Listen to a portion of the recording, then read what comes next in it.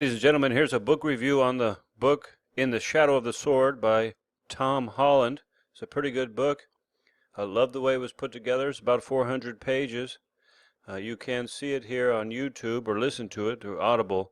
A great narrator, really, really good voice. I enjoyed it. It's about 16 hours long if you want to listen to it here on YouTube. So the book review, you could get away with listening to part 1 and part 4. If you're interested in mostly on the Islamic aspects, part 2 and part 3 mostly has to do with the backdrop. But let me give you a little bit of the overview of what has taken place in the book. The book basically sets forth the outline as the Roman Empire here. Then over here you have the Persian Empire. Now the Roman Empire was doing battle with the barbarians up here in the north and with the Persian Empire here in the east. So maintaining both of its borders and all around here. Now the Persian Empire was doing battle here with the Hephthalites in the north and the Roman Empire on the west border. Now so part 4 talks about the rise of the Arab Empire down here, the Muhusharun.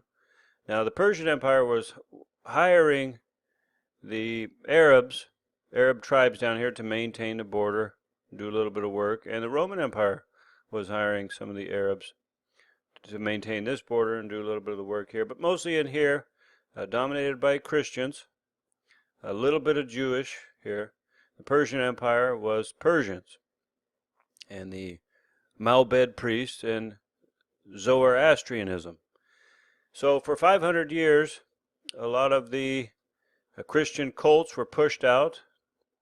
It said that they came down here, and a lot of the different sects of Zoroastrianism pushed down into here. So this was a big melting pot of various views and different sects and cults and things like that. Now, the Roman Empire battling with the Persian Empire.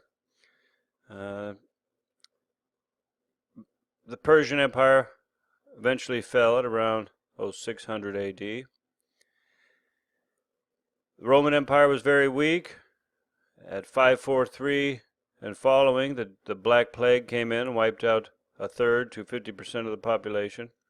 Then the Arab Empire, all the different tribes and groups and sects here band together to make one group and came in and began to occupy this area. Now don't quote me on my dates, I'm just going off of memory from the book. I'm sure all this is not precise, but the book gives a lot of different details in regards to the external history of Islam, in regards to the Quran and the Hadith and the different sects that might have had a part as they converted to Islam. And it seemed to be that most everybody in this area following, had a Hadith, the Zoroastrians, the Jews, and the Christians, etc., etc. And, it goes into some other details that's not part of the mainstream story that you might hear due to external writings, and, comes to conclusions like that. But very interesting book. Really enjoyed it.